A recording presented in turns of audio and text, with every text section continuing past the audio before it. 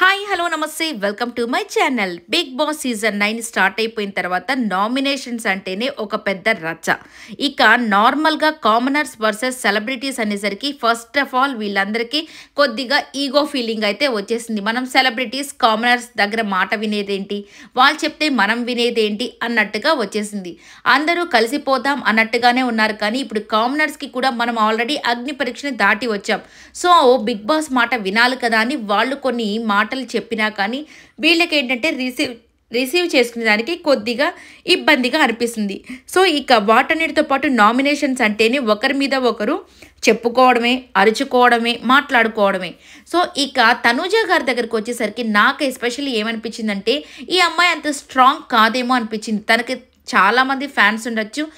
ఈ వీడియో చూసి కొంతమంది తిట్టుకోవచ్చు, కొంతమంది ఓకే అనుకోవచ్చు. బట్ నేను ఎవరి కోసం ఫేవరిజంగా మాట్లాడట్లేదు, అలాగే ఎవరిని తిట్టట్లేదు. నాకు అనిపించినది మాత్రమే చెప్తున్నానండి.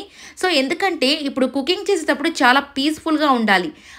అలాంటి పీస్ఫుల్నెస్ ఇక్కడ ఎక్కడ అమ్మాయిలో కొంచెం కూడా కనిపించట్లేదు. ఎందుకంటే కొంచెం ఉంటుంది, కానీ హరీష్ గారు నిన్న వచ్చి ఆయన యాక్చువల్గా ఆయన్ని అందరూ తప్పుగా అనుకుంటున్నారు, కానీ ప్రతి దాంట్లో ఇన్వాల్వ్ అవుతున్నాడని కొన్ని ఎక్స్ట్రాలు అయితే చేస్తున్నాడు. కానీ కొన్ని విషయాల్లో నార్మల్గానే అడ్జస్ట్ అయిపోదాము అందరితో అన్నట్టుగా కొన్ని విషయాల్లో బాగానే ఉంటున్నాడు.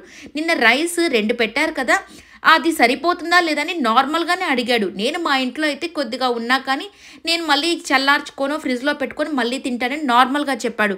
బట్ దానికి అమ్మాయి అందరినీ పిలిచి నేను ఒక్కసారి చెప్తాను, ఆయన ఏంటి అలా మాట్లాడుతున్నాడు, మీ అందరితో నాకేం ప్రాబ్లం లేదు, ఆయన అలా మాట్లాడుతున్నాడని కొద్దిగా ఎక్కువ మాట్లాడినట్టు అనిపించింది.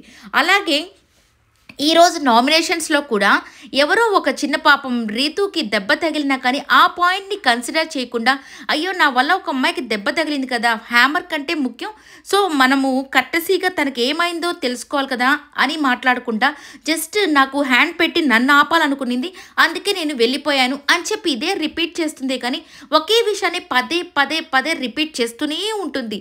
ఒకరి గురించి అయినా కానివ్వండి, ఏదైనా చెప్పాలన్నా కానీ అది కొద్దిగా ఇరిటేషన్గా అనిపిస్తుంది. ఇంకా ప్రతిదానికి ఏడవడము. సో కొంచెము స్ట్రాంగ్గా ఉండి కొంచెం మాట్లాడగలిగితే బాగుంటుందని నా పర్సనల్ ఫీలింగ్.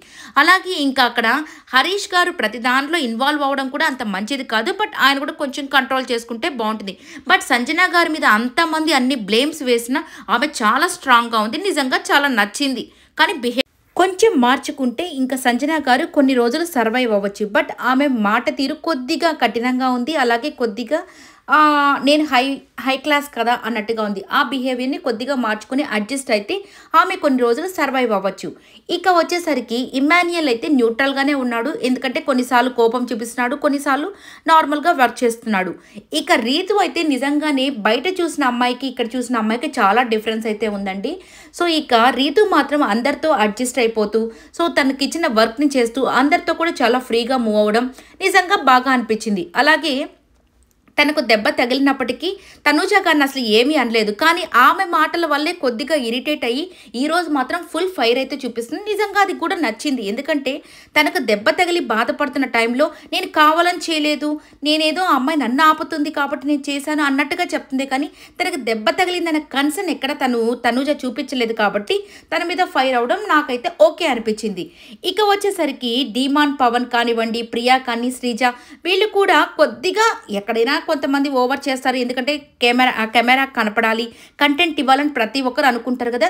బట్ ఓకే, ఇప్పుడైతే అందరి మీద ఎవరి మీద కూడా కంప్లీట్ ఒపీనియన్ అనేది రాలేదు. బట్ చూడాలి ఇక పోను ఎవరు ఎలా బిహేవ్ చేస్తారా అనేది. ఇక భరణి గారు కూడా కొద్దిగా న్యూట్రల్గానే ఉన్నారు. అటు కోపట్లేదు, అలాని కామ్గా కూడా ఉండట్లేదు. తనకి ఇచ్చిన పని చేస్తున్నాడు. అలాగే ఎవరైనా మరీ మిస్ఫైర్ అయిపోతుంటే వాళ్ళని ఆపేదానికి ట్రై చేస్తున్నాడు. సో ఫుల్గా కొంచెం హరీష్ గారు మాత్రమే మరీ ఎక్కువ ఉంటున్నారు. అలానే కొన్నిసార్లు మరీ ఏడుస్తూ కూడా అనిపిస్తున్నారు. కొద్దిగా అటు ఇటుగా ఉంది ఈయన మీద ఒపీనియన్ కూడా. ఇక చూడాలి ప్రతి ఒక్కరు ఎట్లాంటి స్ట్రాటజీలు వాడతారో. గేమ్స్ ఆడితే కదా తెలిసేది. ఈ వీడియో నచ్చినట్టయితే లైక్ చేయండి, షేర్